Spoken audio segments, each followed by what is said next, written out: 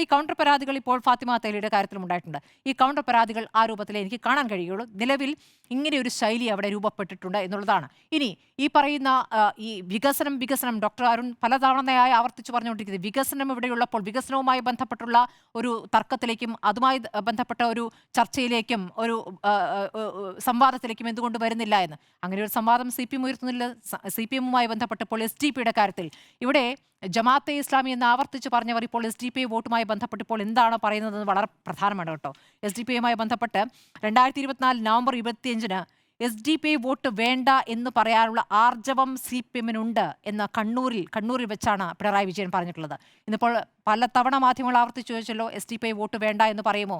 അപ്പോൾ നിങ്ങളുടെ ഉദ്ദേശം എന്താണെന്ന് എനിക്കറിയാം എന്ന് പറയുകയും നിങ്ങളുടെ സൂക്കേട് എനിക്ക് എന്താണെന്ന് അറിയാം എന്ന് പറയുകയും ഒക്കെയാണ് മുഖ്യമന്ത്രി ചെയ്തിട്ടുള്ളത്. എന്തിന് MV ഗോവിന്ദൻ ഈ പറഞ്ഞ SDP വോട്ട് കൊണ്ട് ജയിച്ചു എന്ന് കോൺഗ്രസിനെ പലതവണ അപമാനിച്ചിട്ടുള്ള MV ഗോവിന്ദൻ ഇന്നലെ എന്താണ് പറഞ്ഞത്? എന്തിന് SDP വോട്ട് വേണ്ട എന്ന് പറയണം എന്നുള്ളതാണ്. അപ്പോൾ വളരെ കൃത്യമാണ്, ആ വോട്ട് വേണം, SDP വോട്ട് വേണം എന്നുള്ളതും അവിടെ പറയുന്നു. ആദ്യം ജമാഅത്തെ വോട്ട് വേണ്ട എന്ന് UDF പറയണം എന്ന് പറയുകയാണ്. അപ്പോൾ SDP വോട്ട് വേണം. SDP വോട്ട് വാങ്ങുന്നു എന്നുള്ള കാര്യം കുഴപ്പമില്ല. എല്ലാ രാഷ്ട്രീയ പാർട്ടികളും ഓരോ കാലഘട്ടങ്ങളിൽ ഇത്തരം കാര്യങ്ങളൊക്കെ ചെയ്തിട്ടുണ്ട്. പക്ഷേ ഞങ്ങൾക്ക് അത് നിഷിദ്ധമാണ്, ഞങ്ങളത് ഒരു തരത്തിലും അടുപ്പിക്കില്ല എന്നും ഒരു വർഗീയ ശക്തികളാണ് എന്നും പറഞ്ഞുകൊണ്ടിരിക്കുന്നവർ ഇപ്പോൾ അത് മാറ്റി പറയുകയാണ്.